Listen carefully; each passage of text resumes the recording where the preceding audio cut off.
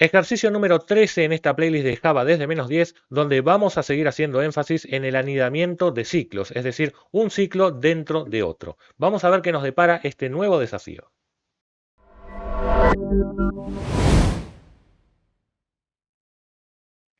Recordá que en la descripción de este video te dejo el enlace hacia este documento que te muestra cuáles son los conceptos que vamos a aplicar a continuación, así los podés ver previamente, los tenés a todos ordenados aquí en esta playlist. Además te dejo el enlace hacia la solución que vamos a producir ahora en Java, junto también al link del video que estás viendo. Ahora sí, nos concentramos en el enunciado. Debemos desarrollar un algoritmo que permita ingresar un ancho y un alto. Ambos números claros deben ser positivos. La computadora tiene que dibujar una matriz de cruces en la consola de tales dimensiones. Claro, lo mejor es un ejemplo, ¿no? Si ingresas 7 de ancho, por ejemplo, y 4 de alto, entonces verás que imprimimos una matriz, que no es más que un conjunto de filas y columnas, de cruces, pero desde ya que pueden ser los caracteres que vos quieras, arrobas, asteriscos, eso es lo de menos. Lo importante es que veas que esto mide 4 de alto por 7 de ancho, más allá de que por la visualización de la fuente no parezca tan rectangular, sino más bien cuadrada. Lo importante es que cuentes la cantidad de cruces que hay en cada dimensión. A lo largo hay simplemente 4, mejor dicho, a lo alto, y a lo ancho hay simplemente 7. Bueno, ten en cuenta que tenemos que dibujar esta matriz con cualquiera de las dimensiones que coloque el usuario. 7 por 4, 3 por 3, 9 por 5, etcétera, etcétera. Hay muchas combinaciones, así que vamos a ver cómo se encara en Java. Vamos a empezar este programa pidiéndole el ancho al usuario, pero recordad que debe ser un número positivo. Por lo tanto, una vez leído la primera vez, tenemos que validarlo como hemos aprendido en videos anteriores, utilizando lo que sería un ciclo while, repitiendo, claro, estas instrucciones, pero a partir de acá ya le vamos a indicar la palabra error seguramente. Ahora bien, la condición de permanencia para seguir pidiéndole datos al usuario sería que el ancho sea menor o igual que 0, es decir, mientras no sea un número positivo. Lo mismo tendríamos que hacer ahora con el alto. Veamos. Para pedir y validar el alto tendríamos que hacer algo muy similar. De hecho, fíjate lo que voy a hacer. Simplemente declarar la variable alto también como entera y simplemente voy a copiar estas líneas, pegarlas aquí abajo y cambiar lo que haya que cambiar. Por ejemplo, la palabra ancho por la palabra alto simplemente. Entonces selecciono aquí la palabra ancho, mantengo presionado Control Shift a la izquierda de mi teclado y manteniéndolo presionado doy un doble clic aquí, aquí, también aquí y también aquí. Y esto activa multicursores para que simplemente cambie la palabra ancho por la palabra alto. Esto nos tiene que llamar a la reflexión. ¿Será necesario que yo siempre deba repetir el mismo código para validar el alto, el ancho como números positivos? Además pensemos, una edad también tiene que ser positiva, un precio debe ser positivo, la cantidad de cualquier cosa también debe ser positivo. Entonces esto ya tiene que empezar a llamarnos la atención de cara a futuro en esta playlist cuando aprendamos el concepto de función y veamos que este tipo de lógica la podemos escribir una sola vez sin repetir código y llamarla las veces que sea necesario en diferentes contextos. Por ahora continuamos de esta manera y vamos a probar si estas validaciones primero están funcionando. Vamos a probar el programa con diferentes datos a propósito erróneos. Veamos qué pasa si coloco un ancho en primer lugar que sea negativo. En ese caso entró dentro del ciclo de validación y ahí estará enmarcado mientras no coloque un valor positivo. Si coloco el -1, coloco el propio 0 y no va a pasar hasta que coloque un valor positivo. Veamos por ejemplo qué pasa si pongo un 4. En ese caso recién saltó a pedirme el alto, salió de ese ciclo y seguimos adelante ahora poniendo el alto, que también me puedo equivocar a propósito, con un -2, con un -9, con un 0, y así no va a pasar hasta que ingrese un alto positivo, como por ejemplo el 6. Ahí recién fíjate que llegamos a la línea 34, ya podríamos pasar a dibujar la matriz, en ese caso de 4 por 6, pero puede ser cualquiera, teniendo en cuenta que ya nos sacamos de encima que el ancho y el alto sean positivos. Ahora nos enfocamos simplemente en dibujar una matriz de esas dimensiones. Es un gran error tirarse a escribir código sin antes pensar el problema. Vamos a trazarnos primero un objetivo. En lugar de ver esta matriz como un todo, vamos a verlo como un conjunto de filas que se repiten.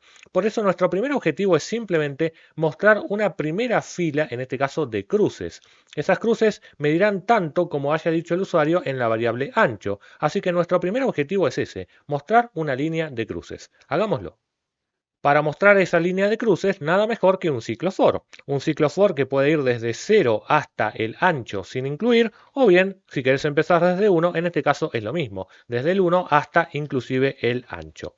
Lo que debemos hacer por cada vuelta es imprimir, pero ten en cuenta que vamos a usar la impresión en la misma línea, o sea, le vamos a quitar el LN en este caso al print, vamos a imprimir la X, pero el día de mañana puede ser cualquier carácter, así que mejor vamos a imprimir lo que sería el carácter, así en mayúscula literalmente, porque lo vamos a definir ahí arriba como una constante, como lo hemos visto en videos anteriores, final static, en este caso la constante la podemos poner como cadena o como carácter, vamos a ponerla como carácter así practicamos el uso de los char, vamos a llamarlo carácter y le asignamos entonces esa X, pero si va a ser de tipo char, acordate que va entre comillas simples. Ya estaremos imprimiendo tantas veces como diga el ancho el carácter. Vamos a probarlo. Hagamos una prueba parcial de este programa colocando, por ejemplo, un ancho de 5 y el alto por ahora es irrelevante, lo que sí vamos a poner un valor positivo para que pase la validación.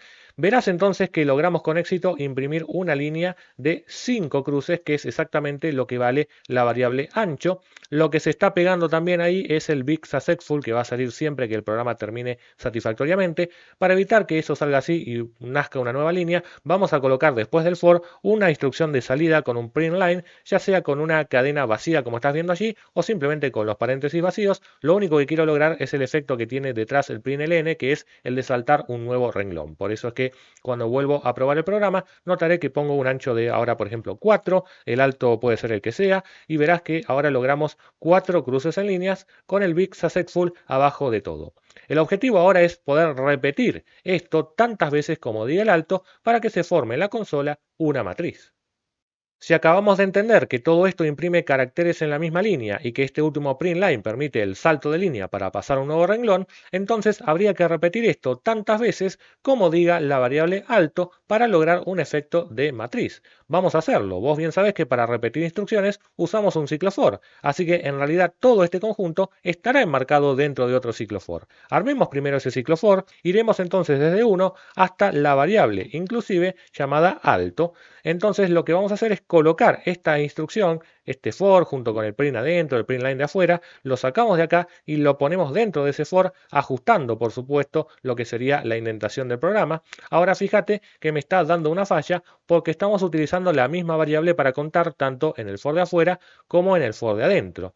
Bueno, esto es simplemente un problema que lo solucionamos simplemente cambiando el nombre de esta variable interna. Por convención, si arrancás una con la i, se le suele poner a esta como j, pero desde ya que le podés poner el nombre que quieras. Incluso para que se entienda mejor el flujo del programa, te sugiero, por ejemplo, que esta, que representa el contador de filas, la renombres como f o como fila, y que esta, que representa en realidad el contador de columnas, la renombres como c o simplemente columna. Recapitulando, tenemos un ciclo for que se va a ejecutar tantas veces como diga el alto, o sea que si el alto es 4, esto se ejecutará 4 veces, y después se va a imprimir tantas veces el carácter como diga la variable ancho, que supongamos que fuera de 3, en ese caso vamos a estar imprimiendo cruces que miden 3 4 veces, dándonos como resultado una matriz de 4 por 3. Vamos a probarlo a ver si realmente funciona. Probamos el programa con diferentes combinaciones, por ejemplo, un ancho de 5 y un alto de 3, y tenemos entonces el resultado, que es una matriz que mide 5 de ancho, si contamos las X, y mide 3 de alto. Perfecto. Vamos a volver a probarlo una vez más, por ejemplo, con una matriz cuadrada, por ejemplo, de 8 por 8. En ese caso notarás que en la consola no parece muy cuadrada que digamos, porque en realidad la fuente que estamos utilizando en la consola imprime caracteres que son más altos que anchos, por lo tanto verás que no toma un aspecto cuadrado, pero si contamos las X, notarás que aquí hay 8 y que a lo largo también hay 8. Por lo tanto, podríamos decir que este ejercicio estaría resuelto, incluso en el peor caso, que es tener una matriz de 1 por 1. Fíjate que imprime solamente una X. Es importante que lo pruebes con diferentes combinaciones para que vayas viendo que esto funciona bien en todos los casos en los que el usuario coloque dimensiones.